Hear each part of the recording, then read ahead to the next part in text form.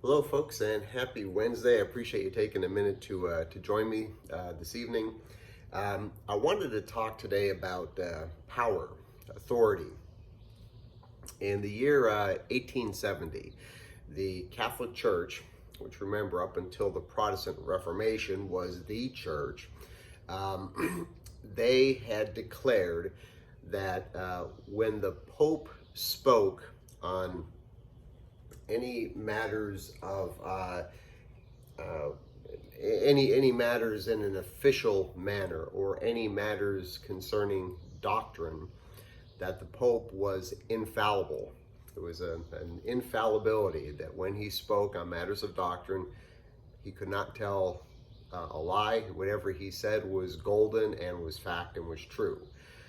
So this concerned many Catholics. They were upset about this, including one named Lord Acton, Acton, Acton. And Lord Acton was a prominent thinker and writer of his time throughout the 1800s.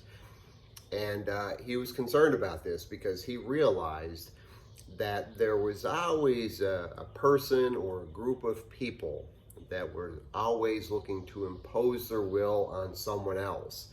And the more authority that had to do this, it just set up for a lot of corruption. And he is the one that quoted the term that absolute power tends to corrupt. Let me back up. That all power tends to corrupt, and absolute power corrupts absolutely. There's something in the heart of man where he begins to get some authority, some strength, some position. There is a pride that can set in there, and he is willing to exert the authority that he has upon others. It's just the way it is. We see it throughout history, and it is only the most humble of men and women that can have authority and not have it go to their heads and not become too proudful to the detriment of the people that they are ruling over. And one such man is King David. When we look at his life, there is a humility that he had. And he had always realized who God was and who he was. And that perspective, and following the laws of his Lord, made him a very good king. A perfect king? No, not even close. But a king that had the heart of God and did right by his people. Let me read from you. This is something that David had said in Psalm chapter 39. I'm going to start in verse 4. Lord, make me to know my end, and what is the measure of my days, that I may know how frail I am. Indeed, you have made my days as handbreadths, and my age is nothing before you. Certainly, every man at his best state is but a vapor. Surely, every man walks about like a shadow. Surely, they busy themselves in vain. He heaps up riches and does not know who will gather them. And what a truth, what a realization that David had. What an honesty. There is a humility there. And, humility in one way is really just accepting the facts.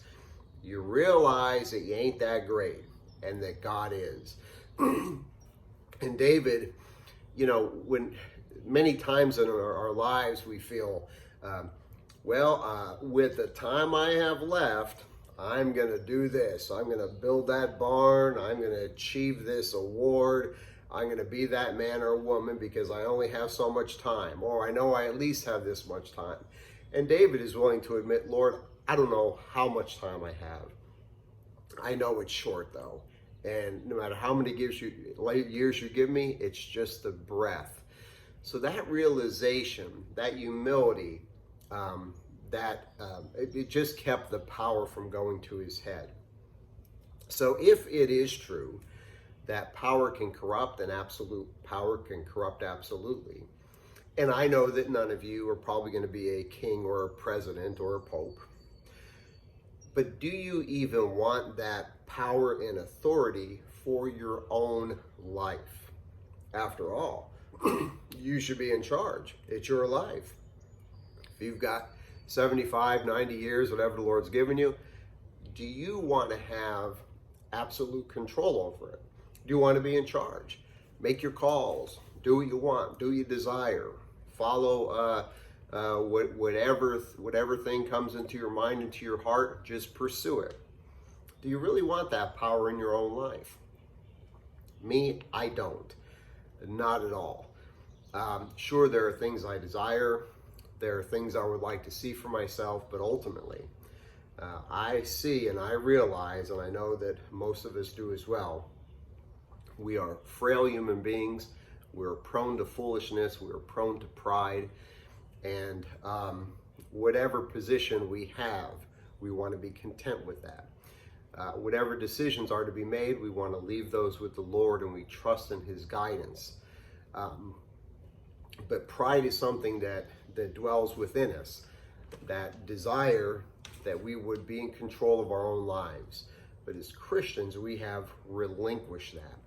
Because he's revealed Himself to us, we understand that we have a humility because we know who He is and who we are.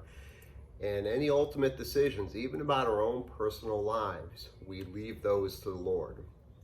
We have a wisdom that He's given us, but ultimately at the heart of it, we trust God for these things, not our own will. There's something there that can manipulate, that can twist things, and when man wants to be on the throne, it's not a good thing. So Lord, You be Lord of our lives. You be Lord even of our leadership, because we trust Him to do these things. God bless you guys. So long.